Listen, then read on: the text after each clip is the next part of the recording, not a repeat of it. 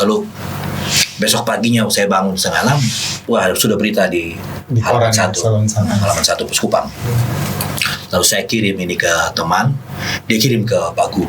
Wah langsung beliau aksi cepat itu, mana itu kepala dinas itu Pak Wagub, saya ada sibuk, segera harus turun ke lokasi. Terus ibu Kadis telepon saya, aduh Pak Winston ini Pak Gu minta kami untuk harus segera ke lokasi itu. Pak Ketua mau ikut kah? Saya bilang, saya pun tugas sudah selesai Mam. Nah, itu mau punya tugas, tapi ingat kalau Bapak Wagub pergi jangan tangan kosong, karena mereka butuh gedung darurat itu. Wah berapa ya? Mau 10 juta ya. Lalu habis itu Bob siapin proposalnya. Ya, lalu saya telepon orang di Amrasi Timur, jadi apa yang disampaikan tadi, potensi orang muda yang besar ini harus kita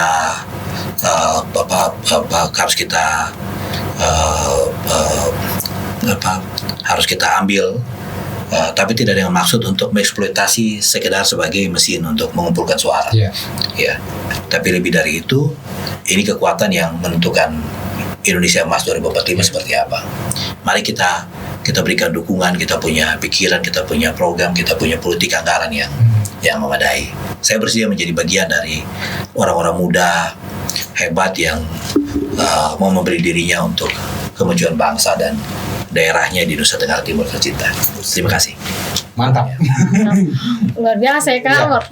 Berarti ada fokus. Salah satu visi misi dari yang telah disampaikan itu ada fokus untuk anak muda. Jadi anak muda di luar sana, ingat pilih pemimpin-pemimpin itu yang mau memberi diri untuk melayani. Betul. Dan juga karena ini kan era informasi, era digital, kalau misalnya teman-teman pengen cari tahu lebih dalam, selain ketik di Google, mungkin nanti bisa kunjungi saja website dari Kak Winston itu di www.winstonrondo.com. Ada di Instagram juga, Winston Rondo, ada di Facebook, dan beliau punya platform yang cukup lengkap ya, karena begitu. Jadi memang luar biasa sekali. Jadi teman-teman bisa lihat saja, kira-kira dia pantas tidak mewakili saya di parlemen seperti itu. Jadi dan yang jauh lebih penting sebenarnya Bu Edri adalah itu bentuk edukasi kita supaya orang bisa gampang melihat jejak digitalnya, rekam jejaknya, track recordnya. Ini orang benar nggak sih? Jadi bukan karena indahnya visi misi atau bagusnya dia memberi sambutan atau pidato atau berapi-apinya sebuah pidato politik, tapi jejak digitalnya seperti apa, track recordnya seperti apa, itu udah bisa bohong. Setuju. Jadi memang jatuhkan pilihanmu. Jadi jatuhkan pilihanmu ya. Gini Kak, sebelum kita mengakhiri podcast kali ini, tadi sempat bicara tentang platform media sosial dari Kakak Winston sendiri. Beberapa waktu yang lalu tuh sempat muncul lewat beranda saya, Facebook ya, kita bicarakan sekarang anak muda ini akrab sekali Facebook. Di situ ada sempat saya tertarik satu, politik itu asik. Kira-kira apa sih menurut Kak Winston, apa sih asiknya dari sebuah politik itu buat anak muda? Jadi saya sebenarnya menulis buku kedua itu, politik itu asik. Jadi itu semacam laporan pertanggungjawaban dari kerja-kerja 5 tahun dalam DPRD NTT. Buku itu sudah selesai tapi tidak sempat diterbitkan. Ceritanya karena habis buang waktu caleg 2019. Tapi esensinya begini, mengapa politik itu asik? Karena saya melihat ketika orang muda ada dalam sebuah sistem politik, khususnya di DPRD, kita merasakan misalnya lewat pena partai, kritik-kritik tajam fraksi, penyusunan legislasi, kunjungan kerja di DPR, kita selalu ada ruang, selalu sanggup, selalu mungkin untuk berbuat sesuatu untuk perubahan di masyarakat, ya. Dan itu bisa terukur, ya, indikatornya juga jelas. Ya, jadi orang mengeluh satu waktu ada yang karena tidak punya nomor, dia dikasih tahu orang dari Facebook, jadi di inbox saya dari SMA Negeri 1 Enoraen di Amrasi Timur. Bapak Dewan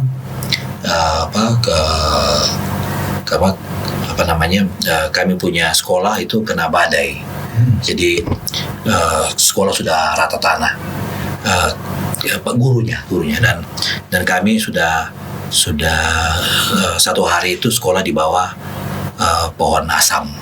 Jadi karena tidak ada ruang belajar, tidak ada atap sekolah. Oke, jadi saya balas, saya bilang nanti tunggu di sekolah. Besok saya berkunjung langsung ke sekolah. Ya. Lalu saya waktu itu saya kontak teman di Pos Kupang. Wah, ini ada informasi sekolah yang sudah dapat info belum, sekolah yang roboh karena bencana, bahkan anak-anaknya sekolah di bawah pohon asam. Wah, itu belum tuh Kak. Kalau ada ambil foto-fotonya, kami tidak bisa pergi, tapi ambil foto-fotonya dan nanti kita wawancara. Itu kita akan naikkan di koran kami. Kebetulan koran dengan tiras utama yang besar di NTT, koran Pos Kupang. Lalu saya kontak Ibu Kadis waktu itu.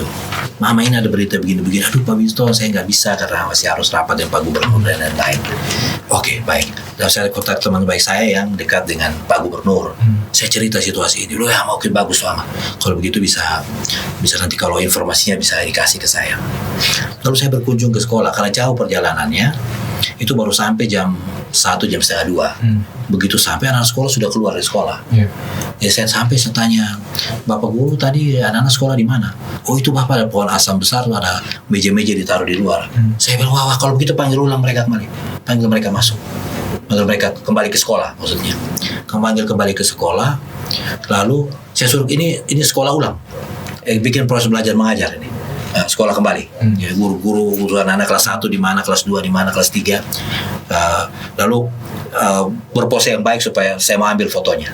Ini untuk keperluan advokasi anggaran pemerintah.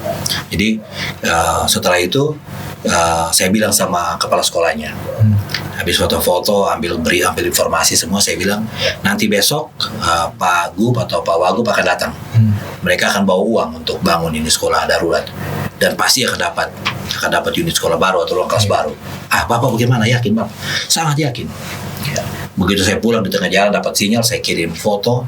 Kawan saya di koran ini bilang, wah Winston ini luar biasa, ini besok bisa halaman 1 ini. Saya bilang oke, bagus. Jadi begitu lalu besok paginya saya bangun setengah 6, wah sudah berita di halaman 1 Pos Kupang. Lalu saya kirim ini ke teman, dia kirim ke Pak Gub. Wah langsung beliau aksi cepat itu, mana itu kepala dinas itu Pak Wagub, saya ada sibuk, segera harus turun ke lokasi. Terus Ibu Kadis telepon saya, aduh Pak Winston ini Pak Gub minta kami untuk harus segera ke lokasi itu. Pak Ketua mau ikut kah? Saya bilang, saya pun tugas sudah selesai Mam. Nah, itu mau punya tugas, tapi ingat kalau Bapak Wagub pergi jangan tangan kosong, karena mereka butuh gedung darurat. Wah berapa ya? Mau 10 juta ya. Lalu habis itu Bob siapin proposalnya. Ya. Lalu saya telepon orang di Amrasi Timur, kamu lari ke sekolah. Bilang suruh tahan anak-anak karena Bapak Wagub mau turun dan itu sudah bawa uang untuk bikin sekolah darurat. Ya. Dan itu terjadi. Hadir sekolah darurat. Lalu beberapa minggu kemudian kita bawa proposalnya untuk langsung ke Jakarta dan mereka dapat ruang kelas baru. Nah, proses ini kalau mengikuti program alur perencanaan program dan anggaran pemerintah itu minimal tahun depan baru bisa dapat. Tapi karena kita kelola dia dengan pendekatan advokasi yang inovatif ya. Kita pakai media ya. Wah, begitu pimpinan lihat dan langsung heboh, langsung panik, suruh pejabat kunci dan sebagainya. Sekolah itu kurang dari 1 tahun sudah dapat gedung baru. Dapat gedung baru dan dari situ saya menemukan keasikannya bahwa kita bisa berbuat terobosan. Kita bisa bikin terobosan. Jadi di luar daripada Musrenbang Des, Musrenbang Cam, Musrenbang Kap, Prop dan lain-lain perencanaan SKPD, tapi dengan situasi di mana hal-hal yang mendesak, yang darurat terjadi, kita bisa bikin terobosan-terobosan. Dan saya terkenal karena kreatif untuk mengelola mengelola peluang dan kesempatan-kesempatan ini, bersahabat baik dengan teman-teman media. Ya, dan akhirnya banyak aspirasi masyarakat itu yang dulu waktu LSM atau waktu aktivis mahasiswa kita hanya teriak-teriak di jalan-jalan, waktu di dalam kita sanggup untuk mendorong kebijakan anggaran untuk menjawab kebutuhan masyarakat. Iya. Dan di situ saya kira ilmu kita jadi lengkap ya, komitmen kita, pelayanan kita jadi lengkap. Dan gayung bersambut ya, kami akhirnya menjadi kepercayaan banyak lembaga. Jadi kalau kita mau sidang anggaran induk setiap September atau Oktober itu, saya biasa undang teman-teman LSM, teman-teman aktivis mahasiswa, kasih kamu pokok pikiran dulu untuk pengembangan perempuan dan anak, untuk kebutuhan pengembangan pemuda ya, untuk kesehatan, isu-isu terkait dengan tenaga kerja, isu-isu pendidikan, semua datang dan memberikan banyak gagasan. Jadi waktu kita berhadapan dengan pemerintah, kita Komisi 5 seperti hebat sekali. Padahal ini kan kita sudah berguru pada banyak orang yang narasumber istimewa dengan pengalaman panjang. Jadi saya mengelola mekanisme belajar di LSM, di aktivis mahasiswa itu dalam pengelolaan politik di DPR ya. Jadi saya menemukan bahwa ini asik betul. Ini asik betul. Ya, banyak cara bisa kita pakai untuk berbuat untuk rakyat, menolong orang. Nah, bagaimana itu kekuatan media menjadi penentu ya. Itu semua kita lakukan. Dan karena itu saya memang setuju dan kemudian mengajak orang muda itu jangan takut sama politik, karena politik itu membuat kita bisa berguna, bisa berharga. Ya, walaupun kita hanya sebatang lilin di tengah pekatnya kegelapan malam. Itu gimana? Terima kasih. Iya. Kuat. Iya, jadi ini sudah berapa lama ini ya? Tidak terasa kita sampai di segmen ini ya. Sampai di akhir. Jadi banyak sekali gagasan-gagasan, ide-ide yang sudah kita belajar dari sosok seorang Kakak Winston Rondo. Betul. Nah, semoga dengan pelajaran-pelajaran ini buat anak muda di luar sana, jangan takut mencoba, jangan takut gagal. Tadi pesan dari Kak Winston, jangan mudah putus asa, jangan pantang menyerah. Politik itu bukan soal kalah atau menang, bukan tentang siapa yang tua, siapa yang muda, bukan juga tentang siapa yang punya uang dan siapa yang tidak punya uang. Tapi politik itu ruang di mana untuk kita beradu ide, gagasan untuk meyakinkan anak muda di luar sana agar tidak apatis dengan politik. Seperti yang tadi Kakak Winston bilang, politik itu asik. Terima kasih. Oke, jadi terima kasih banyak Kakak Winston sudah hadir bersama kami, sudah mau diundang, berkenan untuk dikupas-kupas ya. Kemudian dari kami, politisi itu kalau misalnya kita mau pilih, kita harus lihat gagasan apa yang dia bawa, yang pertama.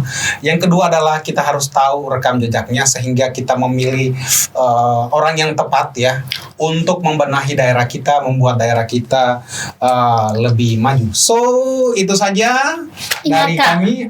Ingat Kak, satu suara itu menyumbang masa depan yang baik untuk satu suara itu penting Kak. Jadi buat teman-teman di luar sana, ingat 14 Februari 2024 tidak boleh golput. Tidak boleh golput. Jadi mungkin itu aja ya. Sekali lagi makasih, dan Beta dan Intan pamit undur diri. Sampai jumpa di video-video yang selanjutnya, karena ini ada di channel YouTube. Jangan lupa untuk di subscribe, comment, share, and up to you. Okay, and see you guys in the next video. Oke, terima kasih.